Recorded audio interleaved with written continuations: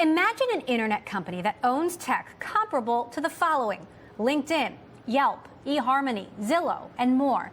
Chances are, if there was an American company with assets like that under one roof, you'd know its name. But if you've never heard of Recruit Holdings, you're probably not alone. The Japanese tech giant owns a constellation of apps, portals, and more, and currently has a valuation of $46 billion, with sights set on attracting the most consumers in the world by 2030. To discuss, we are joined by Sandra Sucher, a professor at Harvard Business School who has published a case study on Recruit. She joins us now from Cambridge, Massachusetts. Sandra, thank you so much for being here. So Recruit owns U.S. names like Indeed, Glassdoor, Japan's top dining portal, for example. Give us a little history on this company and how it got to where it is today. So the story about Recruit actually really starts with a scandal. And this is a scandal of massive proportions. The company was founded in 1960, and in around the mid-1980s, its CEO, Hiromasa Ezue, gave shares of a stock that was about to go public in a subsidiary to about 70 government officials and high-ranking executives. News of the scandal broke in 1988, and it was a sensation. It caused the resignation of the Japanese prime minister and his entire cabinet and brought down about another 150 people with them. It is still recruited in the school books in Japan, and in fact, the first thing that someone says when you say Recruit is they'll say, oh, the scandal. So this is how the company had a coming-of-age moment that was unlike that of most other companies. And so I think the first thing you should know about Recruit is that it has been trusted, it's lost trust, and it's learned how to regain trust. And Sandra, even in 2019, you continue to hear about these governance issues, transparency issues in Japan Inc. So I'm wondering how they managed to stage that turnaround and get past what sounds like was pretty much an existential crisis for the company.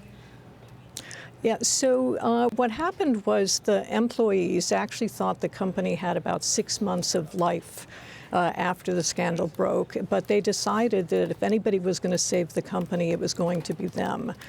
So they went to all of their customers and they basically told their customers, look, our founder did this, we weren't involved, we will continue to try to serve you the way we have in the past. And they were very convincing. They were very convinced that they could still run a good business, and they lost very, very few customers. So that was the beginning of a sense of belief in themselves. They then went through a period of enormous debt when the Japanese asset bubble broke. And they also managed to pay that off, actually, as recently as 2006. So this is a company that has learned that, on the one hand, it can really do bad things, but it can really be humble and curious and extremely confident in its ability to handle difficult situations.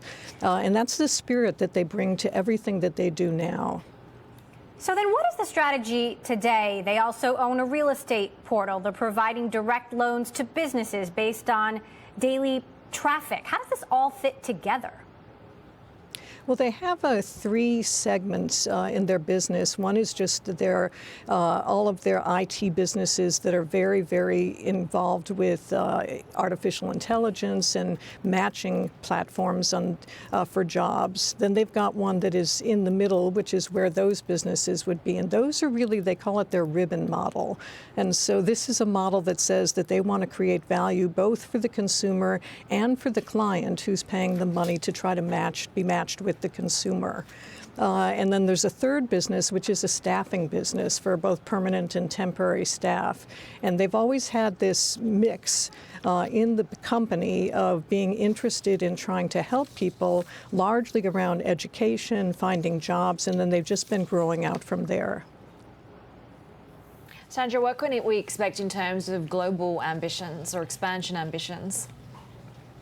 So, the company is on record as saying that they want to have the most users by 2030, which is a pretty big ambition for anyone to say. I actually think that from an ethical standpoint, it puts them on a sort of a safer path to growth than saying that they have a sales ambition to be XYZ times the number of dollars that they're making right now, because at least this is something that they pretty much have to satisfy customers if they're going to go after this kind of a way of getting bigger. So that's what their goal is.